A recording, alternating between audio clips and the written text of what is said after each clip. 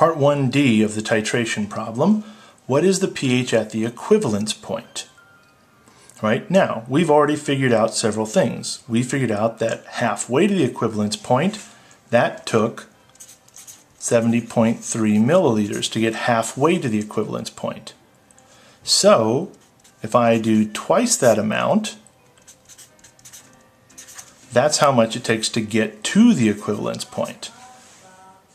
Right? So, at the equivalence point of a weak acid titration, we come up with a situation where all of the original acid is gone and I have accumulated A-. So what happened was HA got turned into H+, but these have all been converted into water by the base that I've been adding, plus A-, and I've been accumulating A-. At the equivalence point, I have added enough hydroxide to turn all of it into the A-. So now I have none of this left. These have all been converted to water and I have accumulated A- in the beaker. So you know from part 1 that the number of moles of HA at the beginning was 0.1125 moles. So now it's 0.1125 moles of A-, which means the concentration of A- is going to be the moles divided by the total volume. So I started with 250 milliliters, I added 140.6 to get to the equivalence point. I now have 390.6 milliliters. So my concentration of A- is going to equal the moles, 0.1125 moles, divided by 0.3906 liters. So my concentration of A- is going to equal 0.288 molar. Now, this is good to know because since this is the only thing present, the A-, all of the HA is gone, all of these hydrogens have been turned into water molecules. How does A- behave? In this case, it's acetate ion, but how does it behave in water? A- plus H2O is a hydrogen thief. The conjugate base of a weak acid is an even weaker base.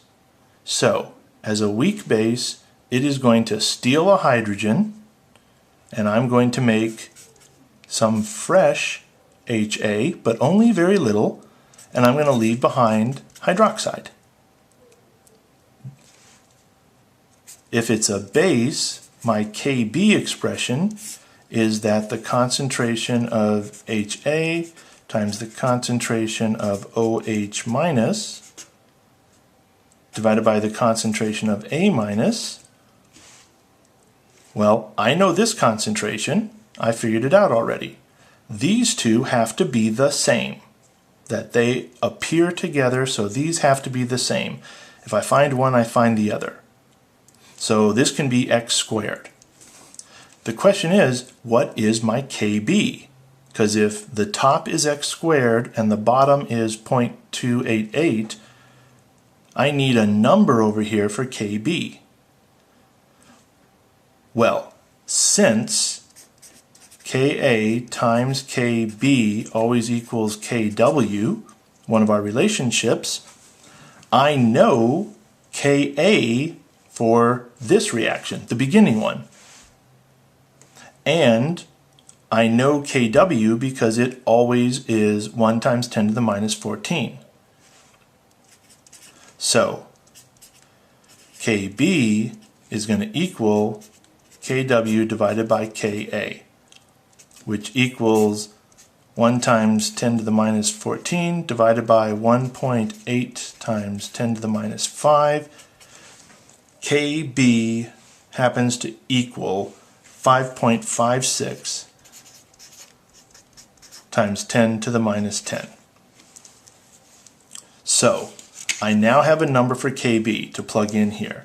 I have a number for A- to plug in here, and these are both x. So, I turn into the fact that 5.56 times 10 to the minus 10 is going to equal x squared over 0.288. This ought to look familiar. So x equals the square root of 5.56 times 10 to the minus 10 times 0.288. X equals 265 times 10 to the minus 5. X is the concentration of hydroxide. If we remember from the previous page, X is the concentration of hydroxide and HA. They're the same. So if that is the concentration of hydroxide, POH equals the negative log of the concentration of hydroxide, which is the negative log of 1.265 times 10 to the minus 5.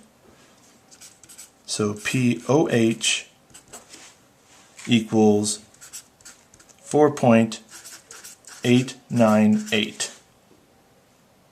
I need to find the pH, so pH equals 14 minus POH, which equals 14 minus 4.898. So pH equals 9.102. At the equivalence point, the pH is greater than 7, which is what we expect when we titrate a weak acid with a strong base.